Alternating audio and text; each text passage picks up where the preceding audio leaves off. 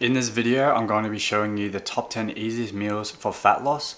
So I didn't make this list based on how good these meals taste. I made them based on how easy they are to make, meal prep, and nutritional value. Most of these do taste pretty good. Like I've been eating them.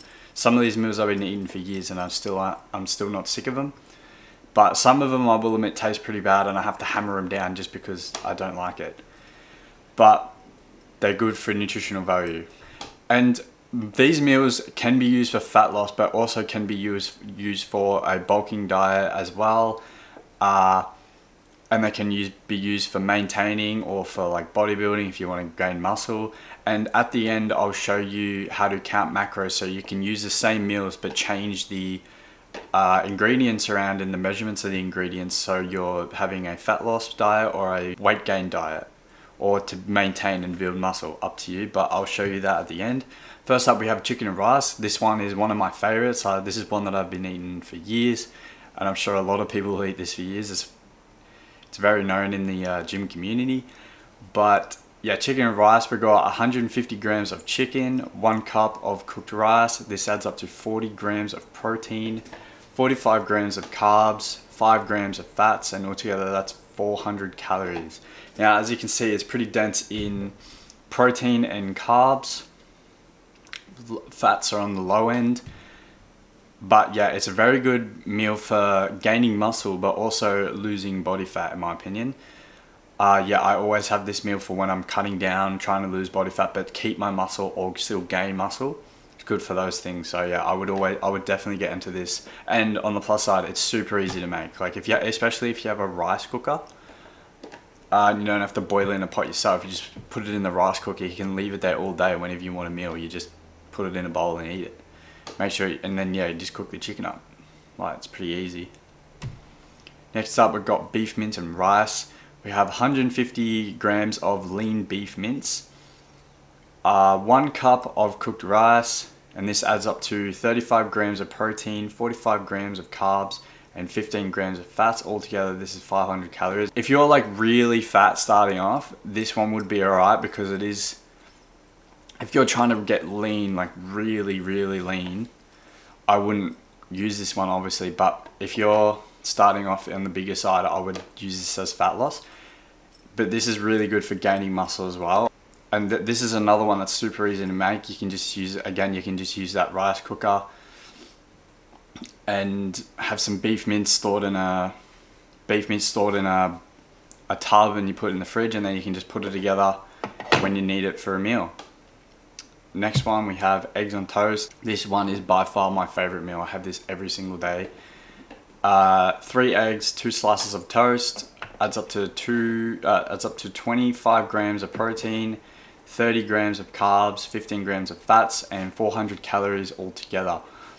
Now, this one is something that you can't really meal prep. I don't really like meal prepping this one, just because the eggs don't taste really bad if you meal prep it. So another good one for fat loss as well, especially if you wanted to get rid of some of the fats in this meal, you can take out the egg yolk, and that's where most of the fats are, so you can get rid of that. But yeah, very good breakfast meal. I actually have 6 eggs every day instead of 3, but that can be a lot for some people. I know it takes me a fair bit to eat it, but another fun fact, eggs actually raise testosterone. So if you want to get your testosterone up, I would eat plenty of eggs. Oats and protein powder. This one is super simple to make. It literally takes like 3 minutes to whip up. So you got 50 grams of oats, 1 scoop of protein powder, and then you put a little bit of milk in, or water, whatever you want, and you put it in the microwave. But anyway, so 30 grams of protein, 40 grams of carbs, 5 grams of fats, 350 calories all up. This is a really good pre-workout meal. I always have this before my workouts, just because it's so easy to digest. It doesn't stay in your gut for so long because the oats are so easy to digest. You can also do this with rice if you want, and blend up the rice. Same thing, but I eat a lot of rice during the day, so I like to switch it up and use some oats. I do mix berries with this whenever I eat this, just to make it taste a little bit better, because if you don't have a good protein powder flavor, it can taste like cardboard. So yeah, not the best tasting one, but very effective for pre-workout meals or getting like a good carb intake before you work out. yogurt and fruit. Now this one, I don't have that much personally because my gut doesn't agree with yogurt, but this is still a really good high protein, easy, quick meal to have. Like 200 grams of Greek yogurt, the high protein one, 75 grams of berries, 20 grams of protein, 25 grams of carbs, 5 grams of fats, altogether that's 245 calories. Now with a pre-workout meal, I would probably have this one for more of a fat loss one, because as you can see, it's very low in everything, not that much calories, and it has fruits in it, so it tastes a lot better. But yeah, for fat loss, this one is perfect. Protein shake and banana. This one's really good for a on the go or during workout meal. This is something I would have if you're doing like a long workout. If you're doing a full body day or something, I would take this and have it in the middle of a workout. So we got 1 scoop of protein, 1 medium banana, 250 ml of full cream milk. Altogether that's 33 grams of protein, 42 grams of carbs, and 9 grams of fats. So this one's another good all-rounder one, and like I said, good for a on the go or a mid-workout meal, or if you're at work, it's good to have on the go. Just don't leave it in your car, otherwise it'll smell like roadkill. If you know, you know. But yeah, it's a really good meal to have. Tuna and rice. This is another super easy one. You can just have the rice in the rice cooker, and then you just have cans of tuna that when you want to whip it up, you just put the cans of tuna in a bowl and mix it with the rice. But for this one, we got 120 grams of tuna, 150 grams of cooked rice, 35 grams of protein, 45 grams of carbs, 3 grams of fats, and altogether that's 392 calories. Now this one's really good for fat loss. You can see it's got the perfect amount of carbs where you're not going to be overspilling your carbs and turning into fats, but it's got very low fats as well. Yeah, very low fats as well. If you don't like fish, then this is going to be a hard one to eat, but I would honestly suck it up because it's such a good fat loss meal. So yeah, it's so good for you as well. Chicken salad wrap. This is one of my favorite ones. I don't have it anymore just because it's not as convenient, and I just want to have convenience, if you know what I mean. But 120 grams of cooked chicken breast, 1 medium wrap, 50 grams of lettuce, 50 grams of tomato, all up to 35 grams of protein, 35 grams of carbs, and 8 grams of fats, 4,000 calories altogether. So this is another good one for fat loss. And this one is actually one of the tastier ones. This one tastes really good. But if you really like this one, you can meal prep it pretty easy. You just cook enough chicken for the week, cut up all your tomato and lettuce, have it in tubs, and then just bring the tubs with you wherever you go, and with a wrap, just make it then. So you can meal prep it. It's just a little bit of a hassle because you have to make the wrap while you're at it. But other than that, it's a good meal. Steak and potatoes. This is one of my favorites. I love steak.